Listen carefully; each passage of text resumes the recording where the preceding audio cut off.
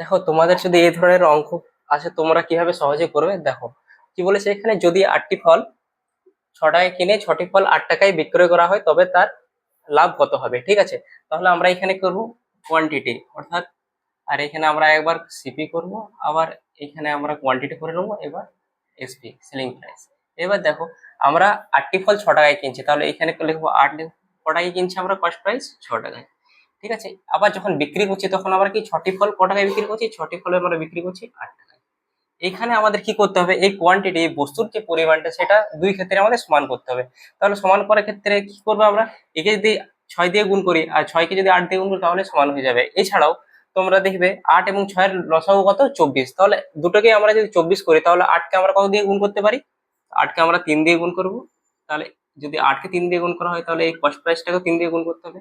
আর এখানে 24 করতে গেলে আমাদেরকে 4 দিয়ে গুণ করতে হবে, এখানে আমাদের 4 দিয়ে গুণ করতে হবে, ঠিক আছে। তাহলে দেখে নাও এখানে 24টি ফলের ক্রয় মূল্য আমাদের 18 টাকা পেয়ে যাচ্ছি, আর 24টি ফলের বিক্রয় মূল্য আমরা কত পেয়ে যাচ্ছি, 32 টাকা।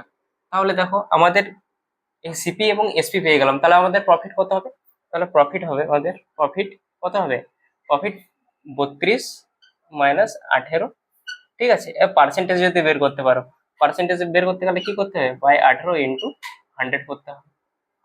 তাহলে আমাদের কত হচ্ছে, 14/18 ইন্টু 100। এটা আমাদের যেটা আসবে সেটা কিসে আসবে, আমাদের পার্সেন্টেজ, এটাই আমাদের প্রফিট পার্সেন্টেজ। তাহলে আমাদের ক্যালকুলেশন যদি করি, ঠিক আছে, এখানে আমাদের 2 9 18, 2 50 100, ঠিক আছে।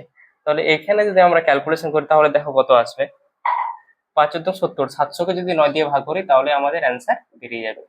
তাহলে 9 9 7 63, 9 7 63, তাহলে 77 পূর্ণ, অ্যান্সার আসছে আমাদের 77 পূর্ণ 7-এ 9% আমাদের কি হবে, লাভ হবে। আশা করি অঙ্কটা তোমরা বুঝেছো। তো এই ধরনের অঙ্কর ক্ষেত্রে আমাদের কি করতে হবে, এই বস্তুর সংখ্যাটাকে আমাদের দুই ক্ষেত্রে আমাদের সমান করতে হবে, ওকে।